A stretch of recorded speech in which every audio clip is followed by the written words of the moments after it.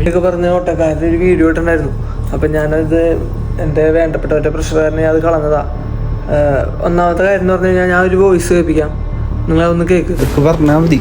എടാ ഇങ്ങനെ ഓടാൻ പറ്റില്ല, പെർമിഷൻ ഇല്ല, നിങ്ങൾക്ക് വേണമെങ്കിൽ പോലീസ് സ്റ്റേഷനിൽ പോയി ചോദിച്ചോ. ഇതൊന്നല്ല സീൻ. ഇത് ഇവന്മാരെ കാണിക്കണം എന്താ വെച്ചാൽ വണ്ടി പിടിച്ചെടുത്തിട്ട് വിടൂല, പോലീസ് വന്നിട്ട് പോയാൽ മതി. ഇതിന് മുമ്പ് വന്നവന്മാരുടെ വണ്ടി പിടിച്ച് തള്ളിയിടാനൊക്കെ നോക്കി, അങ്ങനത്തെ ഒരു ഇഷ്യൂ ഉണ്ടായിരുന്നു. പോലീസ് വന്നപ്പോഴാണ് ഞാൻ കണ്ടത് 4 പേരുടെ കീവന്മാർ ഊരി വെച്ചു. എൻ്റെ കീ ഊരിയില്ല, 4 പേരുടെ കീവന്മാർ ഊരി വെച്ചു.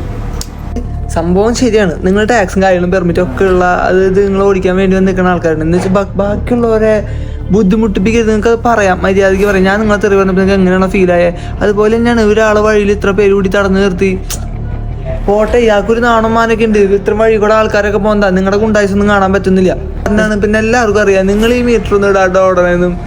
അതായത് ഞാൻ അങ്ങനെയാണ്. അതിപ്പോൾ എന്തൊക്കെ ചെയ്താലും നിങ്ങൾ നിങ്ങളുടെ ലാഭം നോക്കുള്ളൂ. എല്ലാവരും അങ്ങനെ നോക്കുള്ളൂ. പക്ഷെ അതിമേനെ കേട്ട പരിപാടി കാണിക്കരുത്. വഴിയിലെ ആൾക്കാരെ തെരഞ്ഞെടുത്താൽ ആൾക്കാരെ താക്കോലൊക്കെ ഊരി വാങ്ങിച്ച് പിടിക്കുക. നിങ്ങൾക്ക് ഇതൊക്കെ ആരാ അധികാരം തന്നെ? നിങ്ങളുടെ മോനാണ്, അല്ലെങ്കിൽ ആ കൂട്ടം നിൽക്കുന്ന ഒരാളുടെ മോനെ വേറെ കുറച്ച് കൂട്ടം ചേർന്ന ആൾക്കാർ അങ്ങനെ ചെയ്തു കഴിഞ്ഞാൽ ഈ പറഞ്ഞ പ്രശ്നങ്ങളൊക്കെ നിങ്ങൾ ഇങ്ങനെ ആയിരിക്കില്ലേ റിയാക്ട് ചെയ്യുക? നിങ്ങൾ സമാധാനത്തിൽ അത് അവൻ ആവശ്യം എന്ന് പറയായിരിക്കും. പക്ഷെ എനിക്കത് പറ്റില്ല. എനിക്കത് കാണുമ്പോൾ എനിക്ക് ഇച്ചിരി പൊളിയും. അപ്പം നിങ്ങൾ എന്ത് വേണമെങ്കിലും കാണിച്ചോ, എനിക്ക് ഒരാളെ കാര്യം. പിന്നെ അത്രയും തെറി പറഞ്ഞ് ഞാൻ പിന്നെ വേണ്ടെന്ന് വെച്ചെന്ന് പറഞ്ഞാൽ നല്ല കുറേ പേരുണ്ട്. അപ്പോൾ അവർക്കൊരു ബുദ്ധിമുട്ടാവണ്ടെന്ന് വെച്ചിട്ടാണ്. ഇതിലും എനിക്ക് തെറി പറയാൻ അറിയണമല്ല.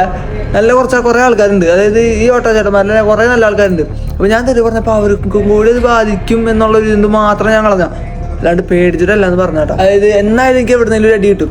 അതിപ്പോൾ ആദ്യമാണെന്ന് എനിക്ക് അറിഞ്ഞൂടാ. പക്ഷെ എനിക്ക് പറയാനുള്ള കാര്യം പറഞ്ഞു എൻ്റെ ഉള്ളിൽ ഇങ്ങനെ അങ്ങോട്ട് മറ്റേ സാധനം അടിക്കും. അപ്പം നാട് നശിക്കട്ടെ. Bye guys.